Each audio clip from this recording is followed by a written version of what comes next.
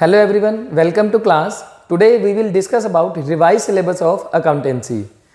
Accountancy 12th class के अंदर जो सिलेबस कट हो चुके हैं, जो टॉपिक कट हो चुके हैं, उसके बारे में आज हम डिस्कस करेंगे। बहुत सारे बच्चे कंफ्यूज हो रहे थे कि सर कौन कौन से टॉपिक 12th क्लास के अकाउंटेंसी के अंदर से कट हुए हैं, कौन से चैप्टर कट हुए हैं, तो आज हम सब वही डिस्कस करने वाले हैं। तो आपके पास अकाउंटेंसी की 3 बुक्स हैं जिसे हम पार्ट 1, पार्ट 2 एंड पार्ट 3 बोलते हैं। According to Arya publication, DK Goyal sir की जो बुक है उसके अंदर पार्ट 1 के अंदर हमारे पास फर्स्ट चैप्टर है एनपीओ एंड आफ्टर देन है पार्टनरशिप। पार्टनरशिप के 5 चैप्टर्स हैं हमारे पास। तो जो पहला चैप्टर है आपका NPO, NPO means non profit organisation.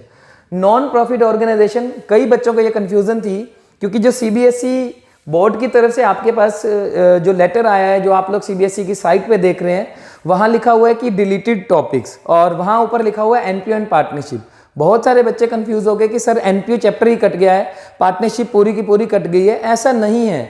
आपको बुक का नेम दिया हुआ था, मीन्स जो चैप्टर के नेम दिए हुए थे, जो हमारा टॉपिक था पार्ट 1 एनपीओ एंड पार्टनरशिप, उसके बाद उसके अंदर प्रॉपर तरीके से मेंशन है कि एनपीओ चैप्टर के अंदर कोई भी चेंज नहीं है। मीन्स वहां आपको नहीं कुछ लिखा हुआ तो इट मीन्स एनपीओ चैप्टर के अंदर कोई भी चेंज नहीं है। पार्ट 1 का जो पहला चैप्टर है एनपीओ नॉन प्रॉफिट ऑर्गेनाइजेशन, उसके अंदर कोई भी चेंज नहीं है। नॉन प्रॉफिट ऑर्गेनाइजेशन आपका एज इट इज ही इस साल सिलेबस में आने वाला है। आफ्टर देन पार्टनरशिप, पार्टनरशिप में हमारे पास 5 चैप्टर हैं।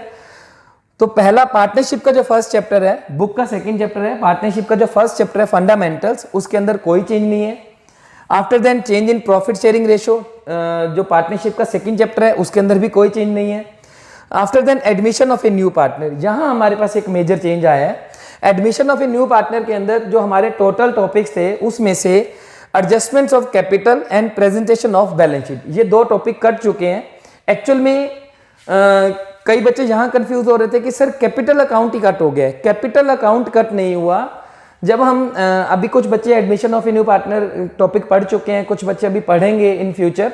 अभी रिसेंटली जब आप इसको पढ़ेंगे तो आपको पता लगेगा कि इसके अंदर कैपिटल अकाउंट की एडजस्टमेंट करनी होती थी। एक्चुअली जिस बच्चे ने ये टॉपिक कर लिया है change in profit sharing ratio, तो उस बच्चे ने वहां सीख लिया होगा कि कैपिटल अकाउंट की एडजस्टमेंट किस तरीके से करते थे। उसी तरीके से एडजस्टमेंट हम करते हैं एडमिशन ऑफ ए पार्टनर के अंदर and retirement of A partner के अंदर। तो इन दोनों चैप्टर के अंदर से वो कैपिटल की एडजस्टमेंट कटी है, कैपिटल अकाउंट कट नहीं हुआ। मीन्स जो सिलेबस में आपका टॉपिक रहेगा न्यू प्रॉफिट को कैलकुलेट करना, sacrifice ratio, treatment of goodwill, treatment of reserve and profits and revaluation of assets and liabilities. Assets और लायबिलिटीज को रिवैल्यूएट करना मीन्स रिवैल्यूएशन अकाउंट बनाना है आपको, एंड कैपिटल अकाउंट भी बनाना है। कैपिटल अकाउंट के साथ करंट अकाउंट का भी एडजस्टमेंट जो होती है, करंट अकाउंट को भी जो अगर आप प्रिपेयर करते हैं वो भी आपके सिलेबस में है पढ़ा इस साल। Means revaluation account, capital account and current account, ये तीनों टॉपिक आपके हैं। कैपिटल अकाउंट के अंदर जो हम एडजस्टमेंट करते थे, 3 टाइप से हम एडजस्टमेंट करते थे, वो अब आपकी adjustment admission of A partner के अंदर नहीं है। और उसके बाद जो हम बैलेंस शीट को रिप्रेजेंट करते थे, मीन्स एक नया पार्टनर जब बिजनेस में आ रहा है तो उसके आने के बाद जो रिवाइज बैलेंस शीट बनती थी, न्यू बैलेंस शीट बनती थी, नई फर्म की बैलेंस शीट बनती थी, उसको अब आपको प्रेजेंट करने की जरूरत नहीं है। बोर्ड के पॉइंट ऑफ व्यू से अब आपको वो चीज़ नहीं करनी है। एग्जाम पॉइंट ऑफ व्यू से वो चीज़ अब आपके सिलेबस में नहीं आएगी, नहीं पूछी जाएगी। सेम इसी तरीके से रिटायरमेंट ऑफ ए पार्टनर के अंदर भी कैपिटल की एडजस्टमेंट नहीं करनी है। और इसके अंदर एक लोन अकाउंट बनाया जाता था, वो भी नहीं बनाना। पार्टनर का लोन अकाउंट वो भी आपके सिलेबस से कट हो गया। ये दोनों मेजर टॉपिक थे इन दोनों चैप्टर्स के। अकॉर्डिंग टू 8 मार्क्स ये सम आपसे पूछा जाता था, जिसके अंदर revaluation account, capital account and balance sheet पूरी तरीके से आपको प्रिपेयर करना होता था ये सम।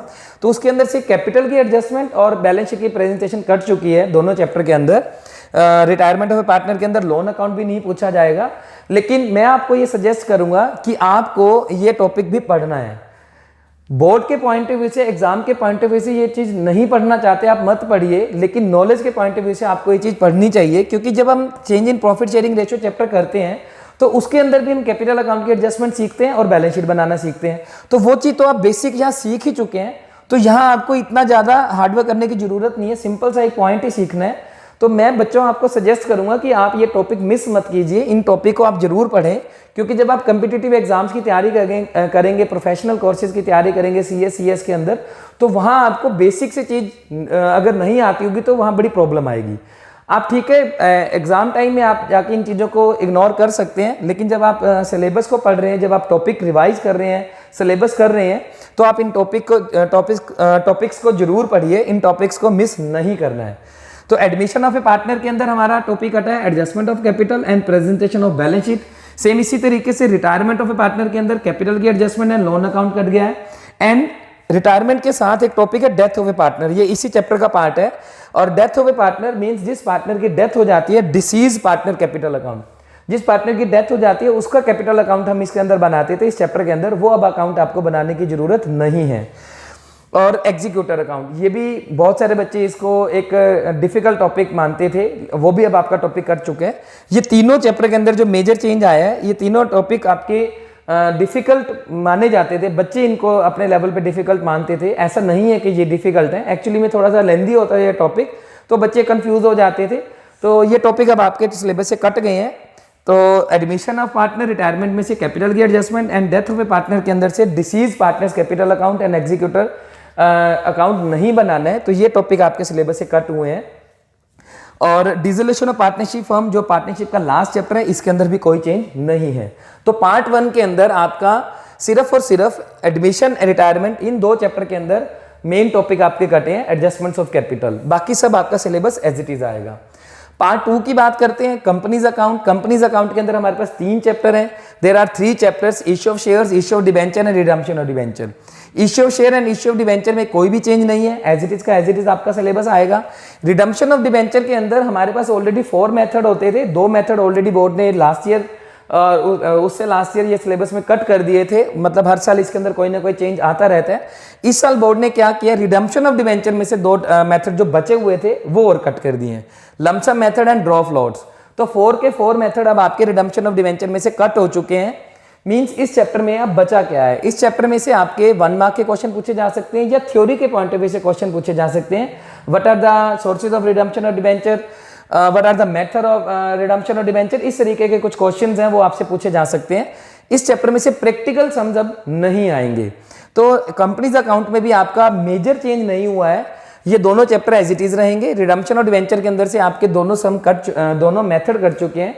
रिडम्पशन ऑफ डिबेंचर के 2 ही मेथड हमारे पास इस साल थे पड़े और वो दोनों के दोनों ही कट गए।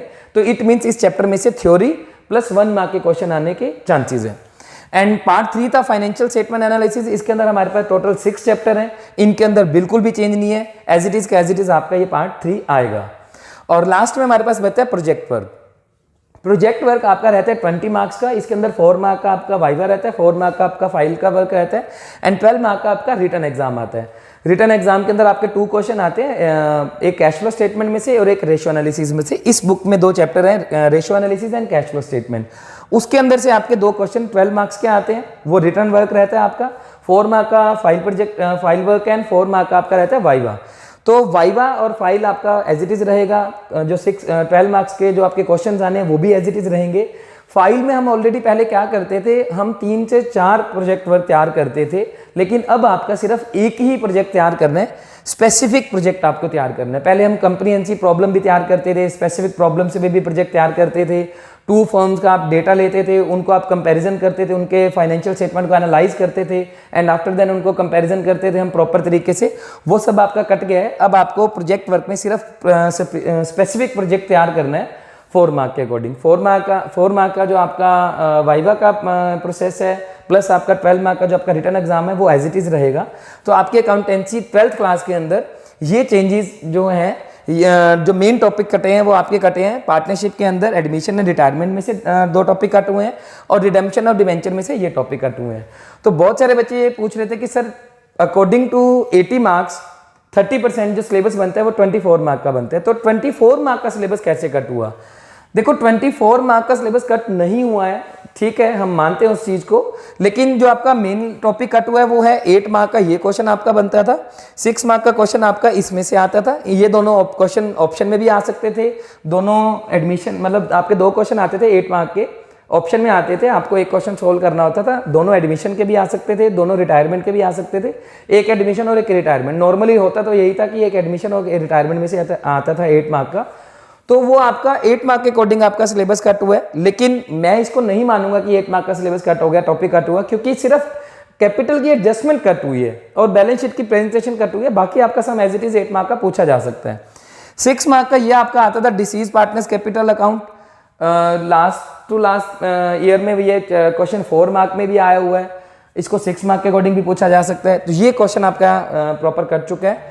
ये मेथड भी आपके 3 to 4 मार्क में आते थे, तो ये और ये जो हमारा रिटायरमेंट में है ये टॉपिक प्रॉपर तरीके से कट हुए हैं।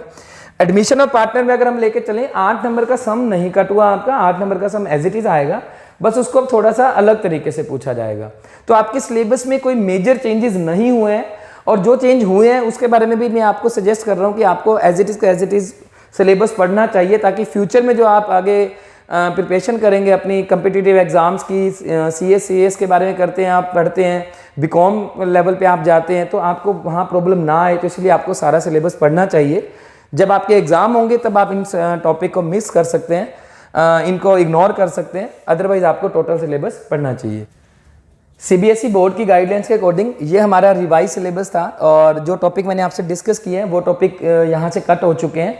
अगर फिर भी किसी तरीके का आपको डाउट है या किसी भी तरीके की कोई आप क्वेश्चनिंग है आपके माइंड में, कोई भी अगर आप कुछ पूछना चाहते हैं तो आप मुझसे डिस्कस कर सकते हैं।